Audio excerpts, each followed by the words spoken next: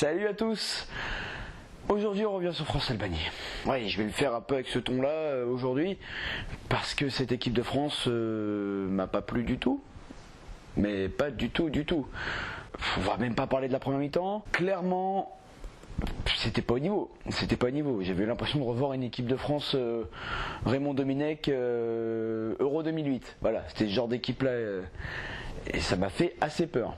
Heureusement que Deschamps a mis un coup de pied dans la fourmilière à la mi-temps. Une bonne idée de faire rentrer Pogba et ensuite Griezmann. Je pense que c'était psychologiquement les remettre dedans. C'était la bonne chose à faire. Alors, là on va surtout analyser la deuxième mi-temps, parce que la première était une horreur. J'avais l'impression d'être au Vélodrome, mais pendant la saison. Voilà. Les mêmes purges, exactement les mêmes purges. Alors je pense que ce qui a essentiellement sauvé l'équipe de France dans ce match-là, c'est l'impact physique. Parce qu'ils ont mis de l'intensité vraiment. Patrice Evra, on peut lui reprocher plein de choses défensivement.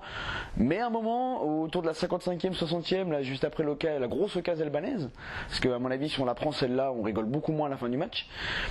Evra, il a commencé à rentrer dedans. Il a gagné ses duels aériens, il a commencé à mettre son impact physique.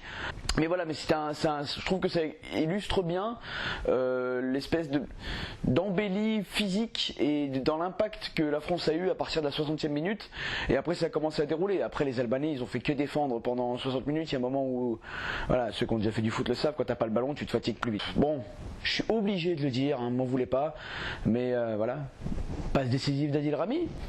Eh oui mon gars, Fréjus, toujours là, quartier de la Gachon représente. Par contre, si je dois avoir un gros point d'interrogation, il y a un truc qui m'a choqué particulièrement. Comment on peut laisser une équipe aussi faible techniquement s'installer dans notre moitié de terrain? C'est vraiment ce qu'ils ont fait. Ils se sont installés, ils ont pris place tranquillement. Il y avait des phases où on était à 11 dans notre moitié de terrain et on les attendait. Ça, c'est pas normal. Ça, on fait ça face aux grosses nations. Celle que j'ai citée dans ma vidéo d'hier, n'hésitez pas à aller voir, se fait tartiner, on va se faire déglinguer. À croire que le France-Allemagne de la Coupe du Monde d'il y a 2 ans ne nous a pas servi.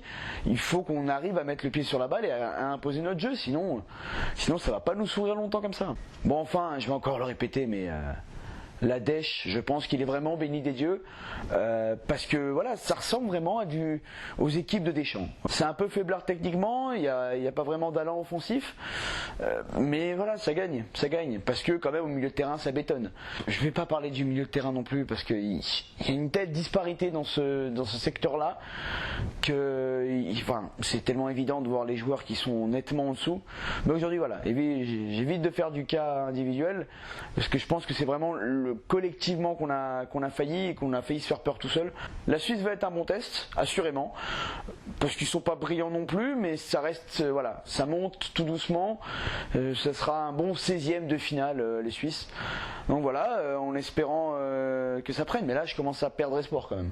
Après, on peut voir le verre à moitié plein et se dire que dans la tête, psychologiquement, c'est très fort, parce que le faire 2 fois d'affilée, et en plus Payet qui devient meilleur buteur de la compétition, discrètement, gagner 2-0 sur le papier, on va se dire ah ouais putain ça va, on s'est mis à l'aise, mais quand on voit le match, non, voilà, 89-92, c'est pas se mettre à l'aise. Donc voilà, maintenant il faut vraiment passer le niveau dessus, sinon le trophée Henri Delaunay il restera pas chez nous, quoi qu'il arrive il restera pas chez nous. Voilà, c'est tout pour ce tout petit débrief de ce tout petit match. Parce qu'on va pas faire 25 minutes sur un match aussi chiant, je suis désolé.